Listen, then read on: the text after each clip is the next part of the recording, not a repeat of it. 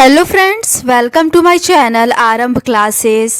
आज के इस वीडियो में हम लोग बीपीएससी टीआरई पॉलिटिकल साइंस के लिए क्लास 6 to 8, 9, 10 और 11, 12 के लिए प्रीवियस ईयर क्वेश्चंस और एनसीईआरटी और एससीईआरटी बेस्ड प्रैक्टिस सेट को सॉल्व करेंगे।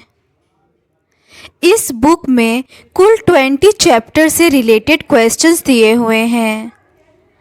इसमें BPSC TRE, DSSB TGT PGT, KVS TGT PGT, NVS TGT PGT, EMRS इन सभी एग्ज़ाम्स में पॉलिटिकल साइंस के जो क्वेश्चंस पूछे गए हैं वो सभी दिए हुए हैं। इस बुक में उन सभी एग्ज़ाम्स के क्वेश्चंस दिए हुए हैं जिसमें एनसीईआरटी से डायरेक्ट क्वेश्चंस पूछे जाते हैं, तो ये आपके लिए बहुत ही यूज़फुल होगा। तो बिना देर किए चलिए आज का ये वीडियो शुरू करते हैं। इसके ऊपर के क्वेश्चंस का डिस्कशन हम लोगों ने इस सीरीज़ के प्रीवियस पार्ट में कर लिया है। आज हम लोग उसके आगे के क्वेश्चंस का डिस्कशन आपके साथ करेंगे। क्वेश्चन नंबर 31 है, प्रत्येक राज्य में एक डैश होता है जो राज्य में चुनाव संचालन का समग्र प्रभारी होता है। इसका सही आंसर है ऑप्शन डी, मुख्य निर्वाचन अधिकारी। प्रत्येक राज्य में एक मुख्य निर्वाचन अधिकारी होता है जो राज्य में चुनाव संचालन का समग्र प्रभारी होता है। राज्य निर्वाचन आयोग को राज्य में स्थानीय निकायों के लिए स्वतंत्र और निष्पक्ष चुनाव आयोजित कराने का कार्य सौंपा गया है।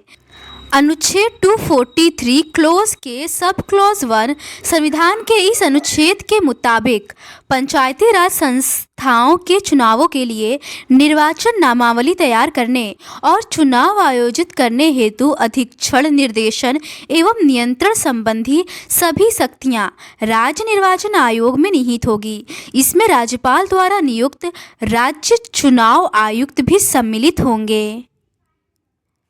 अगला प्रश्न है, निम्नलिखित में से कौन से आधार हैं जिनके आधार पर किसी भी निर्वाचन क्षेत्र के मतदाता को अयोग्य ठहराया जा सकता है।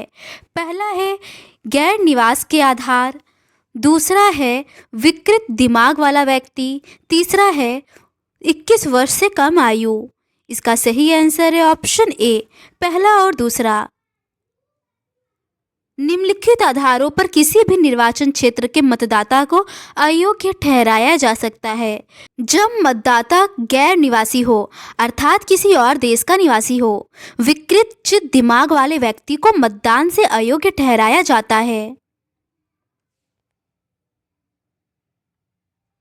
अगला प्रश्न है, निम्नलिखित में से किस शब्द का प्रयोग विभिन्न भौगोलिक क्षेत्रों का वर्णन करने के लिए किया जाता है? जो लोकसभा के चुनाव के उद्देश्य से विभाजित होते हैं। इसका सही आंसर है ऑप्शन बी, चुनाव क्षेत्र। अपने देश में हम क्षेत्र विशेष पर आधारित प्रतिनिधित्व की प्रणाली से काम करते हैं। चुनाव के उद्देश्य से देश को अनेक क्षेत्रों में बांट लिया जाता है, उन्हें चुनाव क्षेत्र कहते हैं। एक क्षेत्र में रहने वाले मतदाता अपने प्रतिनिधि का चुनाव करते हैं। लोकसभा चुनाव के लिए देश को 543 निर्वाचन क्षेत्रों में बांटा गया है। हर क्षेत्र में चुने गए प्रतिनिधियों को संसद सदस्य कहते हैं। इसी प्रकार प्रत्येक राज्य को उसकी विधानसभा की सीटों के हिसाब से बांटा गया है। इन सीटों से निर्वाचित प्रतिनिधियों को विधायक कहते हैं। अगला प्रश्न है, लोकतंत्र में लोगों की आकांक्षाओं को साकार करने के लिए डैश सबसे महत्वपूर्ण साधन है। इसका सही आंसर है ऑप्शन सी, चुनाव। लोकसभा में लोगों की आकांक्षाओं को साकार करने के लिए चुनाव सबसे महत्वपूर्ण साधन है। संविधान के भाग 11 में अनुच्छेद 324 से 329 तक निर्वाचन का उपबंध है। अगला प्रश्न है, 36 सदस्यों वाली पार्टी दल बदल कानून के प्रावधान के तहत अयोग्यता से बच जाएगी यदि सदस्यों की संख्या न्यूनतम हो। इसका सही आंसर है ऑप्शन सी, 12। 36 सदस्यों वाली पार्टी दल बदल कानून के प्रावधान के तहत अयोग्यता से बच जाएगी यदि सदस्यों की संख्या 12 है। अगला प्रश्न है, चुनाव क्यों होते हैं? इस बारे में इनमें से कौन सा वाक्य सही है? पहला है, चुनाव लोगों को सरकार का फैसला करने का अवसर देते हैं। दूसरा है, लोग चुनाव से अपनी पसंद की नीतियां बना सकते हैं। तीसरा है, चुनाव लोगों को न्यायपालिका के कामकाज का मूल्यांकन करने का अवसर देते हैं। इसका सही आंसर है ऑप्शन बी, केवल पहला और दूसरा सही है। किसी भी लोकतंत्र में नियमित अंतराल पर चुनाव होते रहते हैं। दुनिया के 100 से अधिक देश ऐसे हैं जहां जनप्रतिनिधियों को चुनने के लिए चुनाव होते हैं। चुनाव में मतदाता कई तरह से चुनाव करते हैं। वे अपने लिए कानून बनाने वाले का चुनाव कर सकते हैं। वे सरकार बनाने और बड़े फैसले करने वाले का चुनाव कर सकते हैं। वे सरकार और उसके द्वारा बनने वाले कानूनों का दिशा निर्देश का पालन करने वाली पार्टी का चुनाव कर सकते हैं। अगला प्रश्न है, आचार संहिता में उम्मीदवारों और पार्टियों को कुछ पाबंदियां हैं जो सही हैं, उनका चयन करें। इसका सही आंसर है ऑप्शन बी, चुनाव प्रचार के लिए किसी धर्म स्थल के उपयोग पर। हमारे देश की सभी राजनीतिक पार्टियों ने चुनाव प्रचार की आदर्श आचार संहिता को भी स्वीकार किया है। इसमें उम्मीदवारों और पार्टियों को यह सब करने की मनाही है। चुनाव प्रचार के लिए किसी धर्मस्थल का उपयोग, सरकारी वाहन, विमान या अधिकारियों का चुनाव में उपयोग, चुनाव की अधिघोषणा हो जाने के बाद मंत्री किसी बड़ी योजना का शिलान्यास, बड़े नीतिगत फैसले या लोगों को सुविधाएं देने वाले वायदे नहीं कर सकते हैं। अगला प्रश्न है, इन कथनों को ध्यान से पढ़ें और सही विकल्प का चयन करें। कथन 1 है, कोई भी नागरिक 18 वर्ष की उम्र से ही वोट डालने का अधिकारी हो जाता है। कथन 2 है, भारतीय नागरिकों की चुनाव में उम्मीदवार बनने की कोई न्यूनतम उम्र नहीं है। इसका सही आंसर है ऑप्शन सी, कथन 1 सही है परंतु कथन 2 गलत है। कोई भी भारतीय नागरिक 18 वर्ष की उम्र से ही वोट डालने का अधिकारी हो जाता है। जो कोई व्यक्ति मतदाता है वह उम्मीदवार भी हो सकता है। सिर्फ एक फ़र्क यह है कि कोई भी व्यक्ति 18 वर्ष की कम उम्र में ही वोट डालने का अधिकारी हो जाता है, जबकि उम्मीदवार बनने की न्यूनतम आयु 25 वर्ष है। अगला प्रश्न है, नीचे 2 वक्तव्य दिए गए हैं। एक को अभिकथन और दूसरे को कारण कहा गया है।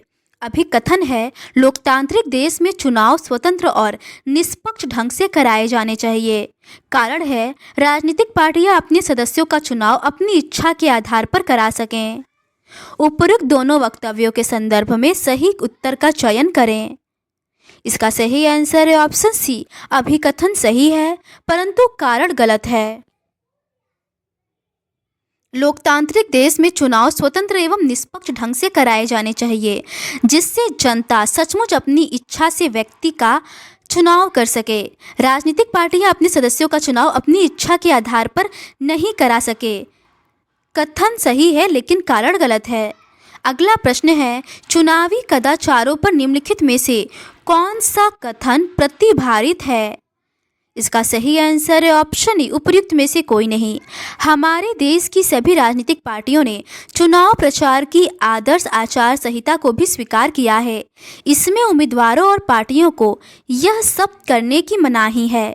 चुनाव प्रचार के लिए किसी धर्मस्थल का उपयोग, सरकारी वाहन, विमान या अधिकारियों का चुनाव करने में उपयोग, चुनाव की अभिघोषणा हो जाने के बाद मंत्री किसी बड़ी योजना का शिलान्यास, बड़े नीतिगत फैसले या लोगों को सुविधाएं देने वाले वायदे नहीं कर सकते हैं। अगला प्रश्न है, राष्ट्रीय वोटर दिवस कब मनाया जाता है? इसका सही आंसर है ऑप्शन बी, 25 जनवरी को। राष्ट्रीय वोटर दिवस 25 जनवरी को मनाया जाता है। भारत निर्वाचन आयोग की स्थापना को चिन्हित करने के लिए 2011 से प्रति वर्ष देश भर में यह दिवस मनाया जाता है। इस दिवस का मुख्य उद्देश्य विशेष रूप से नए मतदाताओं को नामांकन के लिए प्रोत्साहित करना, नामांकन संबंधी सुविधा प्रदान करना और इसमें वृद्धि करना है। अगला प्रश्न है, दल बदल विरोधी कानून क्या सुझाव देता है?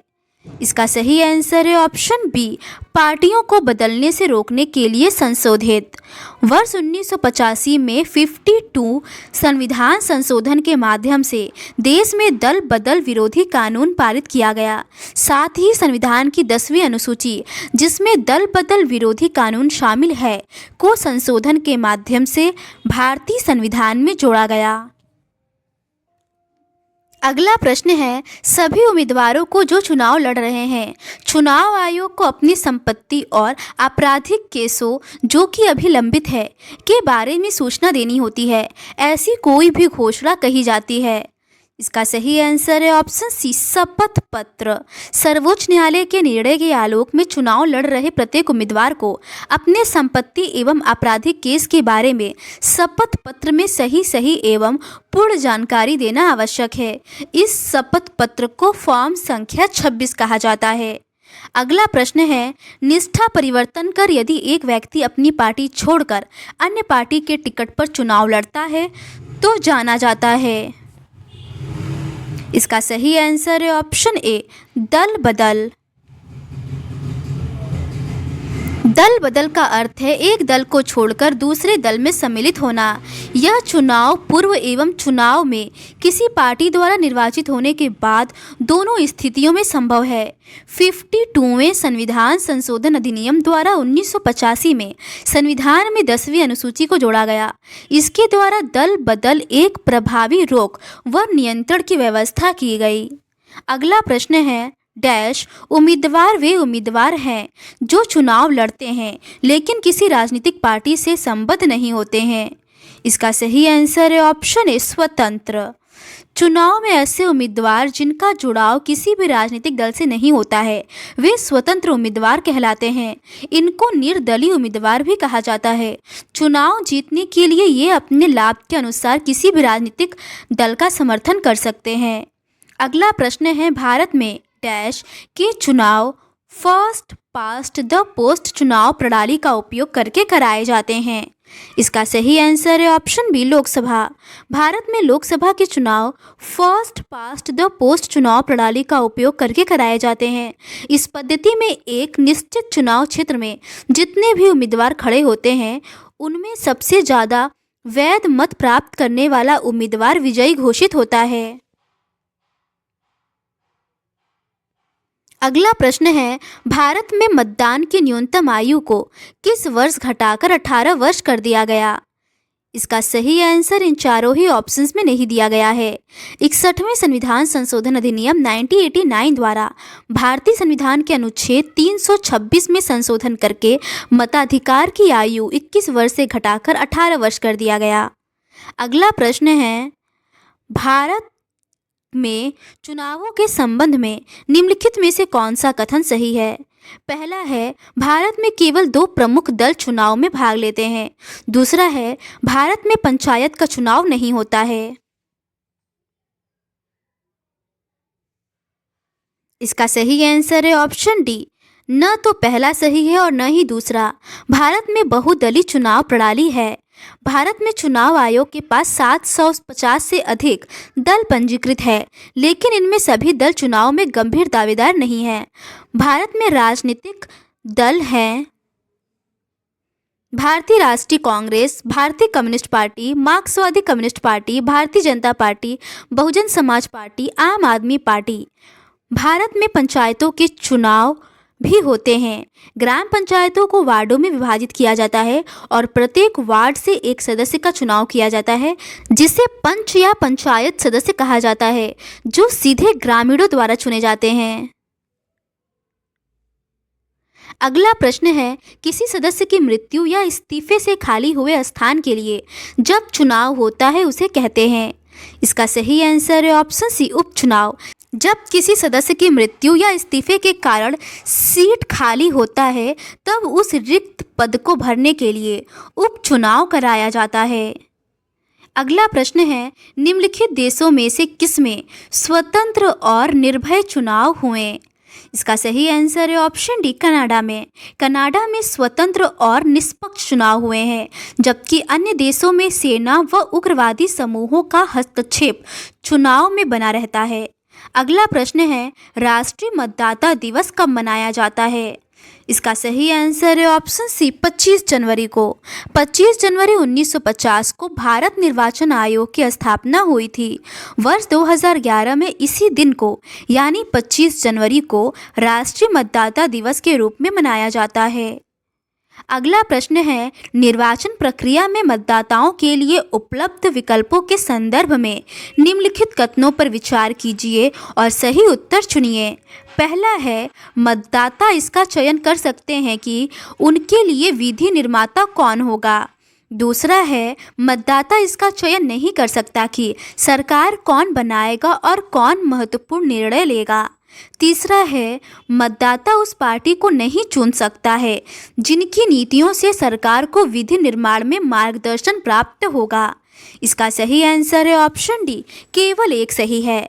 मतदाता इसका चयन कर सकते हैं कि उनके लिए विधि निर्माता कौन होगा। अगला प्रश्न है, भारत में चुनाव प्रचार के लिए आदर्श आचार संहिता की निम्नलिखित विशेषताओं में से सही विकल्प चुनिए। ए है, कोई भी दल या उम्मीदवार चुनाव प्रचार के लिए किसी उपासना स्थल का उपयोग नहीं कर सकता। बी है, कोई भी दल या उम्मीदवार चुनाव के लिए सरकारी वाहन, वायुयान और अधिकारियों कर्मचारियों का उपयोग नहीं कर सकता।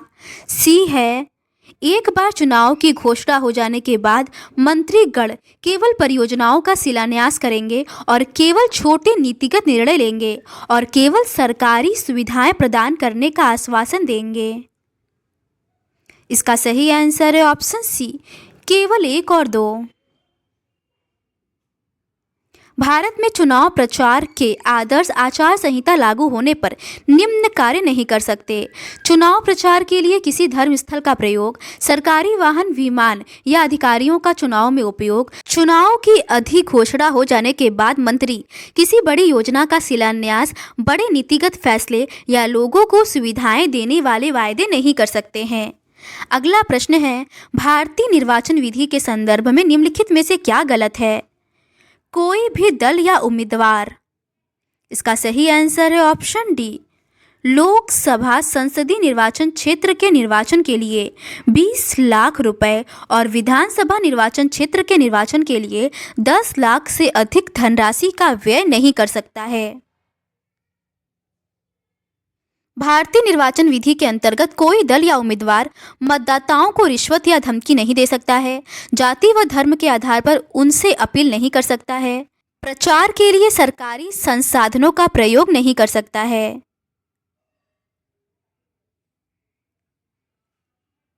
अगला प्रश्न है, निम्नलिखित कथनों को पढ़िए और उन पर विचार करने के पश्चात सही उत्तर का चयन करें।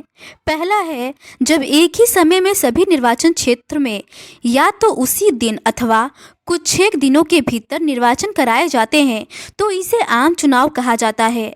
दूसरा है, जब किसी सदस्य के निधन अथवा उसके द्वारा त्याग पत्र दिए जाने के कारण सीट रिक्त हो जाती है तो इसे भरने के लिए केवल एक निर्वाचन क्षेत्र के लिए निर्वाचन कराए जाते हैं तो इसे उपचुनाव कहा जाता है। इसका सही आंसर है ऑप्शन ए और बी दोनों सही है। जब एक ही समय में सभी निर्वाचन क्षेत्रों में एक ही दिन या एक छोटे अंतराल में अलग अलग दिन चुनाव होते हैं तो इसे आम चुनाव कहते हैं। कई बार सिर्फ एक क्षेत्र में चुनाव होता है तो किसी सदस्य की मृत्यु या इस्तीफे से खाली हुआ होता है, इसे उपचुनाव कहते हैं। अगला प्रश्न है, भारत का निर्वाचन आयोग। इसका सही आंसर है ऑप्शन डी, उपयुक्त में से एक से अधिक। ए, बी और सी तीनों ही सही है। भारतीय निर्वाचन आयोग एक अस्थायी व स्वतंत्र निकाय है। भाग 15 अनुच्छेद 324 के अनुसार संसद, राज्य विधानमंडल, राष्ट्रपति व उपराष्ट्रपति के पदों के निर्वाचन के लिए संचालन, निर्देशन व नियंत्रण की जिम्मेदारी चुनाव आयोग की है। अतः चुनाव आयोग एक अखिल भारतीय संस्था है क्योंकि यह केंद्र व राज्य दोनों के लिए समान है। यह आयोग बहुसदस्यीय संस्था के तौर पर काम कर रही है जिसमें 3 निर्वाचन आयुक्त होते हैं। इसका कार्यकाल 6 वर्ष या 65 वर्ष की आयु तक होता है। भारतीय चुनाव आयोग की स्थापना 25 जनवरी 1950 को हुई थी। अगला प्रश्न है, रिटर्निंग ऑफिसर कौन होता है? इसका सही आंसर है ऑप्शन डी, एक अधिकारी जो किसी निर्वाचन क्षेत्र में चुनाव कराने और परिणाम घोषित करने के लिए जिम्मेदार होता है। रिटर्निंग ऑफिसर एक अधिकारी जो किसी निर्वाचन क्षेत्र में चुनाव कराने और परिणाम घोषित करने के लिए जिम्मेदार होता है, वही होता है। भारतीय संविधान का अनुच्छेद 324 निर्वाचनों के लिए मतदाता सूची तैयार कराने और चुनाव के संचालन का अधीक्षण, निर्देशन और नियंत्रण का अधिकार एक स्वतंत्र निर्वाचन आयोग को देता है। भारत के निर्वाचन आयोग की सहायता करने के लिए प्रत्येक राज्य में एक मुख्य निर्वाचन अधिकारी होता है। अगला प्रश्न है, भारत में मुख्य चुनाव आयोग को नियुक्त करने के लिए कौन उत्तरदायी है? इसका सही आंसर है ऑप्शन डी, भारत के राष्ट्रपति।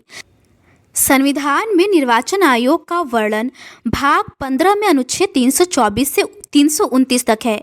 अनुच्छेद 324 के खंड 2 के अनुसार निर्वाचन आयोग मुख्य निर्वाचन आयुक्त तथा अन्य आयुक्तों से मिलकर बनेगा, जिनकी नियुक्ति राष्ट्रपति द्वारा की जाएगी।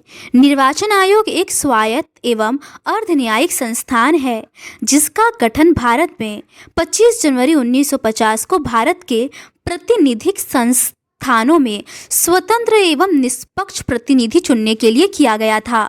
मुख्य चुनाव आयुक्त का कार्यकाल 6 वर्ष या 65 वर्ष जो भी पहले हो तथा अन्य चुनाव आयुक्तों का कार्यकाल 6 वर्ष या 62 वर्ष जो पहले हो का होता है। अगला प्रश्न है, भारत में राष्ट्रपति निर्वाचन डैश द्वारा किया जाता है।